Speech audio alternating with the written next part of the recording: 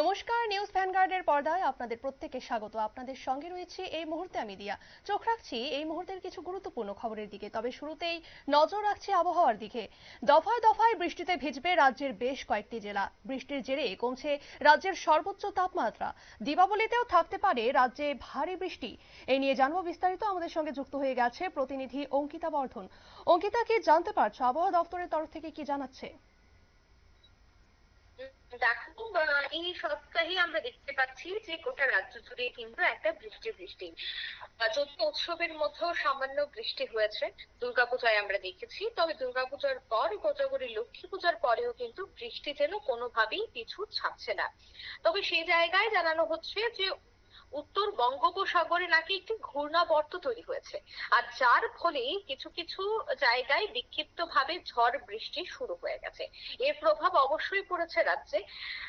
রাজ্যেও কিন্তু আমরা দেখতে পাচ্ছি যে বিগত 3 দিন যাবৎ বৃষ্টিপাত হচ্ছে, এবং এই যে বৃষ্টিপাত তা কিন্তু আগামী আরো কয়েকটা দিন থাকবে। তবে এক সপ্তাহের মধ্যেই মৌসুমী বায়ু পুরোপুরি ভাবে বিদায় নেবে, এবং মৌসুমী বায়ু বিদায় নেওয়া মানেই সেখানে বৃষ্টিপাতের ইনিংস শেষ হওয়া এবং ঠান্ডার আমেজ শুরু হয়ে যাওয়া। যদিও এখন থেকে তাপমাত্রা ধীরে ধীরে কমতে শুরু করেছে রাজ্যে, যেহেতু বৃষ্টিপাত শুরু হয়ে গেছে, যার ফলে বৃষ্টিপাতের কারণে হালকা করে 1 থেকে 2 ডিগ্রি করে তাপমাত্রা কিন্তু কমছে। অন্যদিকে দেখা যাচ্ছে যে দেশের যে পাহাড়ি রাজ্যগুলি রয়েছে, সিকিম, মানালি, সে জায়গায় তো 12 মাস ঠান্ডা থাকে, কিন্তু অন্যান্য জায়গা পাহাড়ি যে এলাকাগুলি রয়েছে, বিশেষ করে রাজ্যের কথা যদি বলতে হয়, জম্মু হিলস সহ বনমোরা, এই সমস্ত জায়গাতেও কিন্তু ধীরে ধীরে ঠান্ডার আমেজ ঢুকতে শুরু করেছে। মৌসুমী বায়ু পুরোপুরি ভাবে বিদায় নিলে ঠান্ডার আমেজ তো অবশ্যই মিলবে, তবে বৃষ্টিও কিন্তু বিদায় নেবে।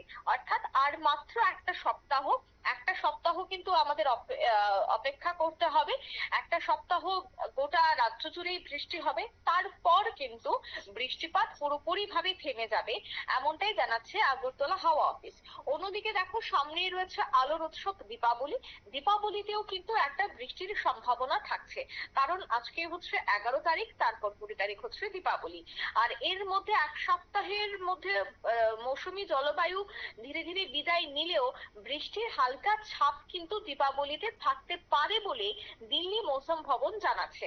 এবার দেখার বিষয় যে এর প্রভাব ত্রিপুরায় কতটা পড়ে, বিক্ষিপ্ত নাকি ভারী নাকি হালকা, এই বৃষ্টির প্রভাবটা কেমন থাকবে বা তার পরিমাণটা কেমন থাকবে সেটা এখনই বলা সম্ভব নয়। কিন্তু হ্যাঁ, বৃষ্টির ছাপ কিন্তু সামান্য হলেও দীপাবলিতে থাকতে পারে।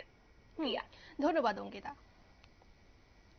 আপনারা শুনলেন, বর্ষা বিদায়ের প্রক্রিয়া কিন্তু শুরু হয়েছে। উত্তর বঙ্গোপসাগরে যে ঘূর্ণাবর্ত, তার প্রভাব পড়ছে রাজ্যে, এবং মৌসুমী বায়ু বিদায় নেবে বলে আশা করা হচ্ছে, যার ফলে তাপমাত্রা কিছুটা হলেও কমা শুরু হবে। নিয়ে নিচ্ছে ছোট্ট একটি বিজ্ঞাপন বিরতি, সঙ্গে থাকুন।